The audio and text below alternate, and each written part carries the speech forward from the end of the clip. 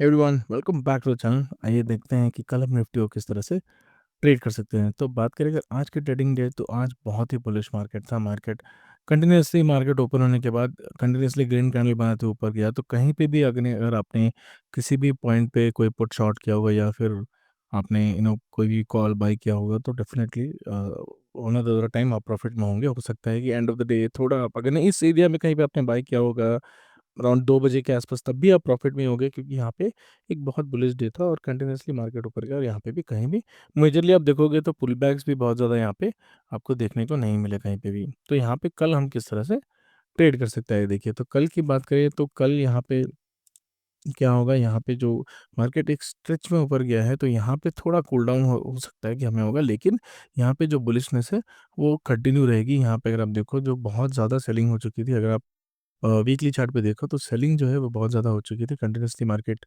नीचे गया, एक पुल बैक लिया, फिर ऊपर आया, तो यहाँ से वापस ये रिटर्न जा रहा है। यहाँ पे अगर आप देखो तो यहाँ पे अगर आप देखो तो बहुत ही बुलिश कैंडल बना है। तो हो सकता है कल के दिन छोटा सा एक कैंडल बने या फिर एक हार्ड कैंडल इस एरिया में बने, लेकिन कल भी मुझे लगता है ग्रीन में ही मार्केट क्लोज होगा। और यहाँ पे जो बुलिशनेस है वो बनी रहेगी। हो सकता है उसके बाद थोड़ा सा पुल बैक ले 2-3 दिन बाद, अगले हफ्ते, और उसके बाद फिर से ऊपर की तरफ निकले। लेकिन ये जो जोन है इसके अंदर ही मार्केट रहेगा। मुझे लगता है 23,500 आप ले सकते हो लोअर साइड जो है, और ऊपर साइड जो ऊपर आप 24,800 से 25,000 के आसपास आप जोन ले सकते हो। तो इसी जोन में हो सकता है कि मार्केट अगले 2-3 महीने के लिए घूमेगा। हो सकता है मार्केट धीरे धीरे ऊपर जाए, फिर यहाँ से नीचे, और यहाँ करते करते 2-3 महीने तक मार्केट इसी एरिया में रहे। और उसके बाद हो सकता है कि यहाँ से या तो एक ब्रेकआउट दे या फिर धीरे धीरे करके एक ब्रेकडाउन दे। दोनों ही केस में होगा यहाँ पे हमें ज़्यादा ट्रेड वोट से कंटिन्यूसली बुलिश पैटर्न हमें देखने को नहीं मिलेंगे। हो सकता है कि मार्केट कल एक छोटा सा हार्ड कैंडल बने और उसके बाद एक रेड कैंडल आए, 2 रेड कैंडल आए, और उसके बाद फिर एक ग्रीन कैंडल आए। धीरे धीरे करके मार्केट इसी एरिया में कहीं ना कहीं साइडवेज घूमता रहेगा। तो बेस्ट ऑप्शन होगा, अगर आप ट्रेड करना चाहते हो एक, या फिर आप बाय करना चाहते हो आप एक स्टॉक्स अपने पोर्टफोलियो के लिए, तो जब तक लेट मी ज़ूम इन, जब तक निफ्टी में एक अच्छा मंथली कैंडल क्लोज नहीं होता, तब तक आप यहाँ पे कोई भी बुलिश साइन नहीं लेना। यहाँ पे अगर आप देखो तो पिछले मंथ का भी जो कैंडल था वो बहुत ही ऊपर गया था, इस एरिया तक गया था, 25,000 तक गया था, लेकिन उसके बाद नीचे आ गया। तो इस मंथ में हमें देखना होगा मार्केट किस तरह से मूव करता है। अगर ये 25,000 को क्रॉस करते ऊपर कहीं क्लोज देता है, तब हम ये एक्सपेक्ट कर सकते हैं कि नेक्स्ट पॉइंट नेक्स्ट मंथ में ये हो सकता है कि 26,000 तक चला जाए। तो ये वेट एंड वॉच करना होगा हमें। जब तक वो नहीं होता है, यहाँ पे बहुत ज़्यादा बुलिश मत होइए, क्योंकि मार्केट अभी रिकवर कर रहा है। तो देखते हैं कल हम किस तरह से ट्रेड कर सकते हैं। तो कल हम क्या करेंगे, मार्केट जैसे ही, let me zoom out, market क्या होगा, जैसे ही मार्केट अगर ऊपर खुलता है, लेट्स से फॉर एग्जांपल ऊपर खुलेगा, तो यहाँ जो ओपनिंग प्राइस है उसके आसपास, या फिर 24,200 या 24,100 के आसपास कहीं ना कहीं हम यहाँ पे एक पुट सेल करेंगे। और यहाँ पे हम वेट एंड वॉच करेंगे कि देखते हैं किस तरह से मार्केट जाएगा। अगर मार्केट में कहीं ना कहीं एक बेरिशनेस आती है, तो यहाँ पे हम इसको निकाल देंगे। स्टॉप लॉस होगा 1:2 का टारगेट रखिएगा। फॉर एग्जांपल अगर आपने 40 पॉइंट का स्टॉप लॉस रखा है, तो आप 80 पॉइंट्स का यहाँ पे टारगेट रखिएगा।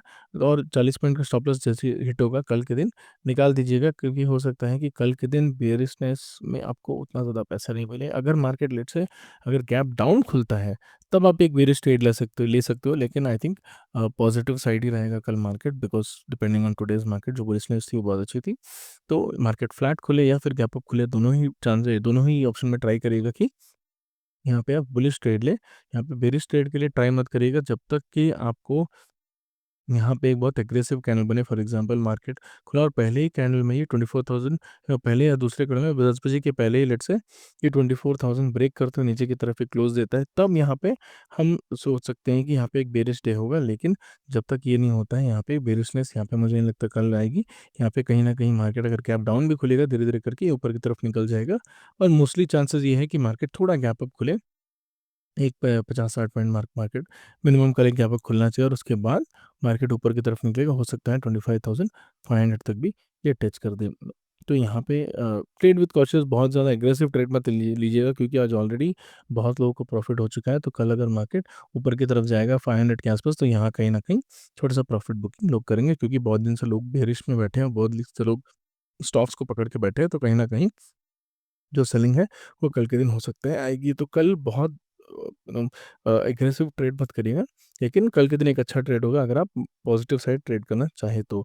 और अगर आप देखो 2 स्टॉक्स मैं बहुत दिन से बात कर रहा हूँ, वन इज़ आइडिया फोर्ज में धीरे-धीरे करके कहीं न कहीं एक रिकवरी जो है वो आती हुई दिख रही है। यहाँ पे अगर आप देखो मार्केट गया यहाँ पे, मार्केट नीचे गया, यहाँ बॉटम हिट किया और उसके बाद ऊपर आया, फिर नीचे आया, फिर एक हायर हाई बनाया, ऊपर गया, फिर एक हायर हाई कहीं न कहीं बनाया, even though it is very close but higher high बनाया, और यहाँ से अगर ये फिर से ऊपर की तरफ निकलता है, तो हमें एक अच्छा प्रॉफ़िट देखने को मिलेगा। हमने एक आई थिंक 580 570 के आस-पास यहाँ कहीं बाय किया था। अभी भी चांसेस है अगर आप बाय करना चाहते हो, still it is a very good spot. अगर आप वीकली टाइम फ्रेम पे देखो, तो यहाँ पे बहुत सेलिंग आई है इस स्टॉक में, तो कहीं न कहीं यहाँ पे रिकवरी जो है वो बहुत अच्छी आएगी, और जब ये अपना ऑल टाइम हाई क्रॉस करेगा, अगर आप देखो फिलहाल बहुत लोग इसके बारे में बात नहीं कर रहे हैं, बहुत लोग अभी आप देखो आइडिया फ़ोर्ज की बात नहीं हो रही है, लेकिन जैसे ही ये 700 का जो मार्क है या 680 का मार्क है, ये क्रॉस करने लगेगा, धीरे-धीरे करके लोग यहाँ पे ये जो इस तरह का ट्रेंड जब ये बनाएगा, धीरे-धीरे करके लोग इस पे बात करने लगेंगे, और यहाँ पे कहीं न कहीं आपको बाय सिग्नल्स देंगे, but if you can afford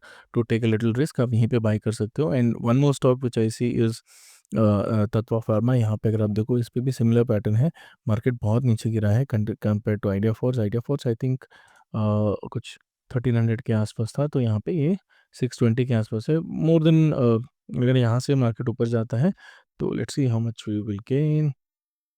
I think somewhere और द अदर 118% के आसपास इसका ऑल टाइम हाई है, लेकिन तत्वा केमिकल्स को देखो तो यहाँ पे जो ऑल टाइम हाई है वो उससे भी ऊपर है। यहाँ पे केमिकल सेक्टर में ऑलरेडी हमें बहुत सारी बहुत सारे स्टॉक्स में यहाँ पे अपॉर्चुनिटी है केमिकल सेक्टर, बट फिलहाल अगर आप देखो तो इसमें 248% टू 50% के आसपास यहाँ पे उसके जो ऑल टाइम हाई है वो था। तो अगर कहीं ना कहीं ये इन फ्यूचर यहाँ पे परफॉर्म करता है, तो यहाँ पे आपको अ, ये स्टॉक अच्छा रिटर्न दे सकता है, और स्टॉप लॉस जो है वो बहुत छोटा है फिलहाल अगर आप देखो, तो अगर आप ले सकते हो तो आई थिंक 10% का स्टॉप लॉस आप ले सकते हो, बट यहाँ पे स्टॉप लॉस और आई थिंक कुछ करीबन 8% के आसपास है। 780 के आसपास आप स्टॉप लॉस ले लेना, और यहाँ पे आप 780 का स्टॉप लॉस लोगे तो 8% के आसपास कहीं ना कहीं ये आएगा, 8.5%। तो यहाँ पे इतना स्टॉप लॉस जो है वो बहुत छोटा है, और जो टारगेट है उसका बहुत बड़ा है, तो यहाँ पे एक अच्छी अपॉर्चुनिटी इसमें भी है। सो ट्राई करिएगा, स्टॉक्स को ट्रैक करें, और जब भी आपको लगता है कि अच्छे पॉइंट पे बाय करना है, अपने रिस्क मैनेजमेंट के हिसाब से बाय कर सकते हैं। मैं क्या करता हूँ, मैं बाय करता हूँ और फिर इन स्टॉक्स को प्लेज करके मैं ट्रेड करता हूँ। So if you can afford to take some risk, आप वो भी कर सकते हो। So that is all for today. अगर आपको इस तरह के नो क्विक अपडेट्स अच्छे लगते हैं, तो please do subscribe to the channel. Thank you.